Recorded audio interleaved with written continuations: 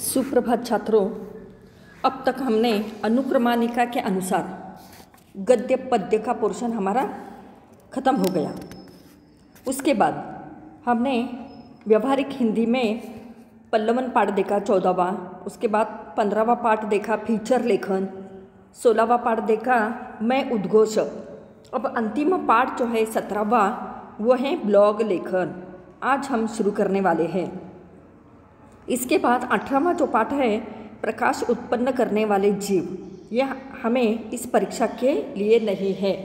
तो अंतिम पाठ जो है व्यवहारिक हिंदी का उसका नाम है ब्लॉग लेखन। अब इसकी हम शुरुआत करेंगे तो ध्यान से देखिए। ब्लॉग लेखन का अर्थ है, ब्लॉग का अर्थ है आलेख। अब इसके लेखक है प्रवीण बरदापुरकर। तो मैं लेखक का परिचय पढ़ती हूँ। देखिए, ब्लॉग लेखन के सफलतम लेखक प्रवीण बरदापुरकर का जन्म 3 सितंबर 1955 को गुलबर्गा में हुआ। मराठी पत्रकारिता में आपको सम्मान का स्थान प्राप्त है।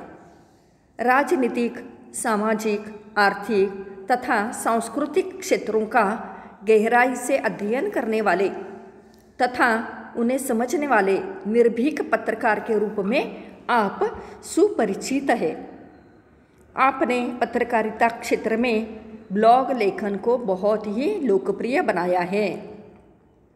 आपने अपने ब्लॉग द्वारा बदलते सामाजिक विषयों को परिभाषित करते हुए जनमानस की विचारधारा को नई दिशा देने का प्रयास किया है।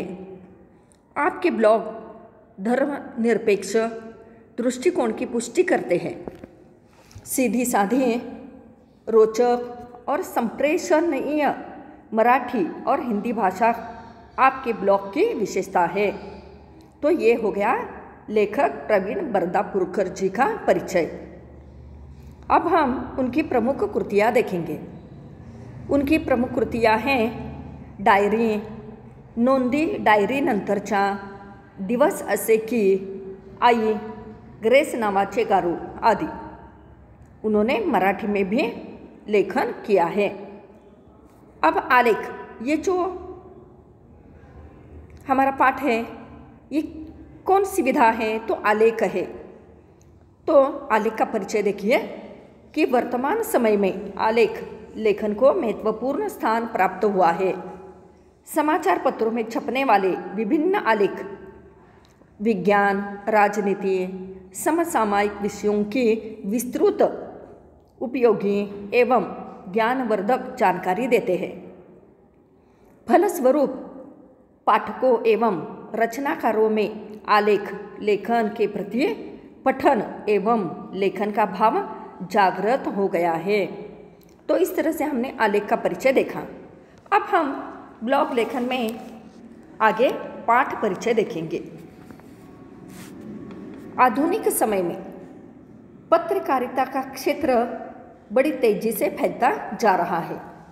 समाचार पत्र हो अथवा टेलीविज़न के समाचार चैनल हो, पत्रकारिता अछूती नहीं रही है। पत्रकारिता क्षेत्र में ब्लॉग लेखन का प्रचलन भी लोकप्रिय बनता जा रहा है। प्रस्तुत पाठ में लेखक ने ब्लॉग लिखने के नियम, ब्लॉग का स्वरूप, उसके वैज्ञानिक पक्ष की चर्चा करते हुए उसके महत्व को स्पष्ट किया है।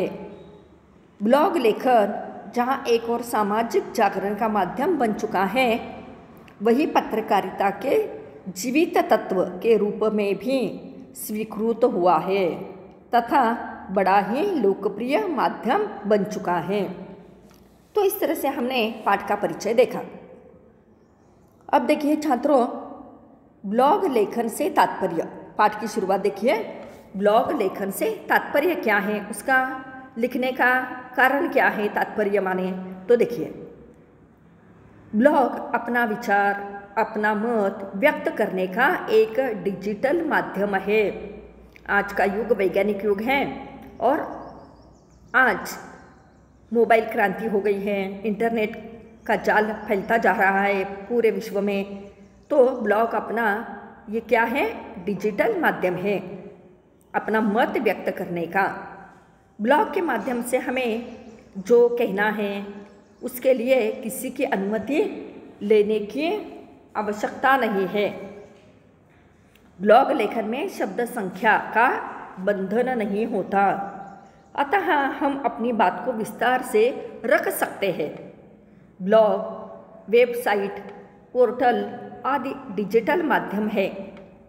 अखबार, पत्रिका या पुस्तक हाथ में लेकर पढ़ने के बजाय उसे कंप्यूटर, टैब या सेलफोन से पर्दे पर पढ़ना डिजिटल माध्यम कहलाता है। इस प्रकार का वाचन करने वाली पीढ़ी इंटरनेट के महाजाल के कारण निर्माण हुई है। इसके कारण लेखक और पत्रकार भी ग्लोबल हो गए हैं। नवीन वाचकों की संख्या मुद्रित माध्यम के वाचकों से बहुत अधिक है। इस वर्ग में युवा वर्ग अधिक संख्या में है। दुनिया की कोई भी जानकारी एक क्षण में पर्दे पर उपलब्ध हो जाती है। देखिए, आज हमारे छात्र इसका अधिकाधिक उपयोग करते जा रहे हैं। तो हमने ये पहला परिच्छेद पढ़ा। अब इस परिच्छेद के ऊपर आपको एक लघुत्तरी प्रश्न भी आ सकता है। ब्लॉग लेखन से तात्पर्य। देखिए, अगला परिच्छेद है ब्लॉग की खोज। अब ये इसकी खोज कब और कैसे हो गई? तो देखिए, ब्लॉग की खोज के संदर्भ में निश्चित रूप से कोई डॉक्यूमेंटेशन माने लिखा हुआ साहित्य जो है आज उपलब्ध नहीं है, पर जो जानकारी उपलब्ध है उसके अनुसार देखिए, जस्टिन हॉल ने सन 1994 में सबसे पहले इस शब्द का प्रयोग किया। ब्लॉग का प्रयोग उन्होंने पहली बार 1994 में किया। जॉन बर्गर ने इसके लिए वेब ब्लॉग शब्द का प्रयोग किया था।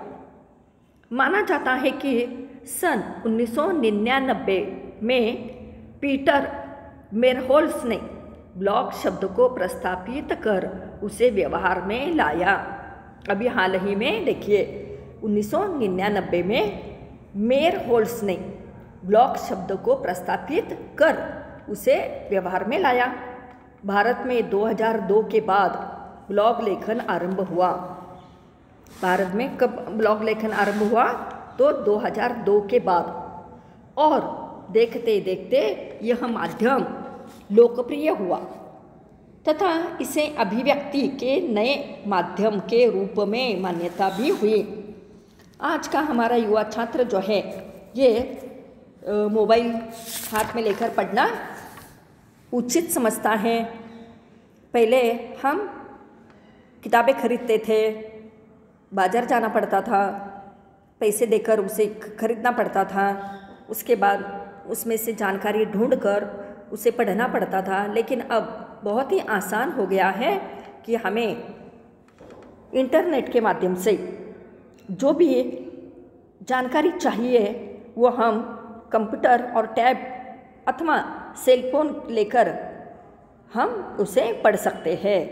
तो इसी तरह आज का जो छात्र है इसका ज़्यादा से ज़्यादा उपयोग करता जा रहा है।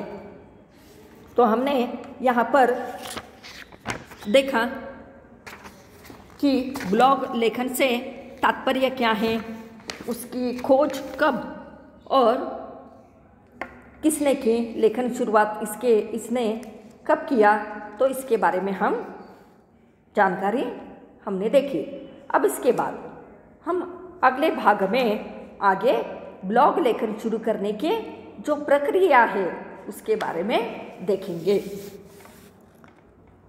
तो इसी प्रकार हमारा ये पहला भाग यहाँ पर समाप्त हो गया। धन्यवाद।